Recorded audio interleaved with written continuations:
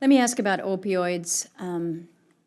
This is not unique to Indian country, but we're seeing the impact of opioids throughout the country. But unfortunately, we look to some of the highest death rates from drug overdoses within Indian country as we compare them to other groups. So there was a $50 million set aside in FY18 and 19. And then in the Interior bill in FY19, we provided $10 million to coordinate the Department's Assistant Secretary for Mental Health and Substance Abuse to create a special behavioral health pilot program. So just generally here this morning, how is IHS coordinating with other agencies within Health and Human Services to make sure that our tribes and our tribal organizations and our IHS facilities are able to receive funding to address the opioid epidemic? And if you can speak specifically to the Special Behavioral Health Pilot Program and how funding for that is being awarded and the level of contribution, or excuse me, coordination that we're seeing with that program and utilization by tribes and tribal organizations. Thank you, Chairman Murkowski. The Indian Health Service is one component of a large HHS-wide 5-point strategy that Secretary Azar has rolled out under the leadership of Admiral Brett Jawah, who's our Assistant Secretary for Health. Within the Indian Health Service, Admiral Tote is our lead, and we have a heroin, opioids, and pain efforts committee that was developed and leads many of the efforts in policy development, provider training, medication-assisted treatment. So I'll ask Dr. Tote to really give some more specifics. But with regards to your question on cross-agency collaboration, much of that cross-agency collaboration is being done under Admiral Jawah's leadership. We have forums where we come together at the department on a regular basis to ensure that we are covering the various points of that 5-point strategy and not overlapping, making the best use of the funding that's been provided. As an example, CDC's focus is really on data and surveillance, NIH on research, FDA on identifying alternative pain management methodologies. So everybody's really got their niche, and we as a service agency providing direct health care are really focused on creating best practice protocols and meeting the needs of patients. I wanted to talk about one other example with SAMHSA. You mentioned the $50 million that was provided to the Substance Abuse and Mental Health Services Administration for tribal opioid response grants. And we worked very closely with SAMHSA to help them devise a formula-based distribution methodology.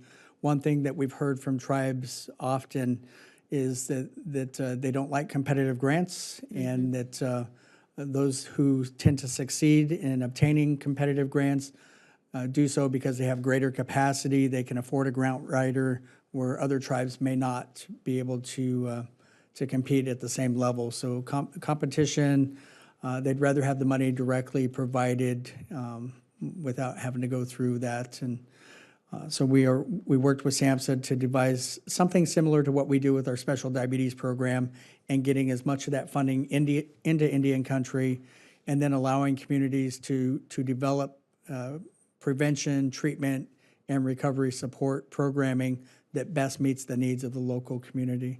So I'll stop there and ask Dr. Tote additional aspects on the opioids front. And also, Dr. Tote, if you can speak to the Special Behavioral Health Pilot, if you're involved with that. And I'm going to expand the question a little bit more. We're talking about opioids and the response there, but I think we recognize that it's just not addiction to the opioids. Meth has reared its ugly head again, and it's decimating communities. So how we're dealing with other substances as well, whether it be meth or the perennial problem, and back in my state, it all begins with alcohol. Thank you, Senator Murkowski. Certainly, I'll quickly talk to what activities the Indian Health Service is doing, and then we'll address also the issue about what we plan to do with the funding for the Special Behavioral Health Pilot Program. So the HOPE Committee, the Heroin, Opioids, and Pain Efforts Committee, is our lead committee focusing on heroin and opioids. And then our alcohol and substance abuse program is the lead on alcohol issues and other substance of abuse. We do have a significant number of trainings that are available both live and online. We work on providing prescriber support so that the prescribers, the physicians, the nurse practitioners, the physician assistants are all aware of the latest evidence and are trained on essential training in pain and addiction, and we require all of our prescribers to complete that training. We have developed guidelines for chronic non-cancer pain management, dental acute pain management, addressing all of those issues. With respect to treatment, we're trying to expand access, partnering with SAMHSA, partnering with HRSA on access for medication-assisted treatment therapy, and that's making sure that individuals have the support they need and the best evidence for successful recovery. With respect to harm reduction, certainly addressing first responders, making sure they have access to naloxone, law enforcement, tribal law enforcement, BIA law enforcement, and making sure that communities have access to safe disposal services as well for those substances.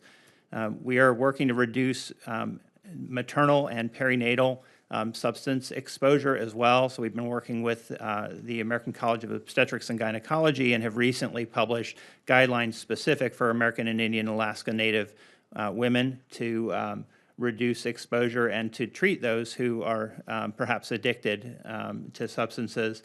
We're also working with the American Academy of Pediatrics on similar work on the side of infants who are born addicted, and that continues to be a big problem in Indian country.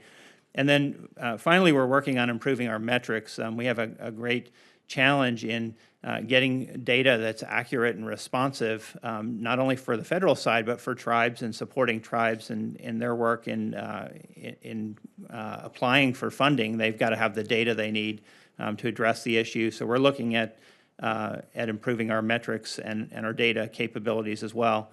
With respect to the Special Behavioral Health Pilot Program, we are engaging in tribal consultation. We want to make sure that we are responsive to the issues that tribes tell us it's not just about opioids, it's often about methamphetamine. We see predominantly in Montana and Wyoming still a large prevalence of methamphetamine.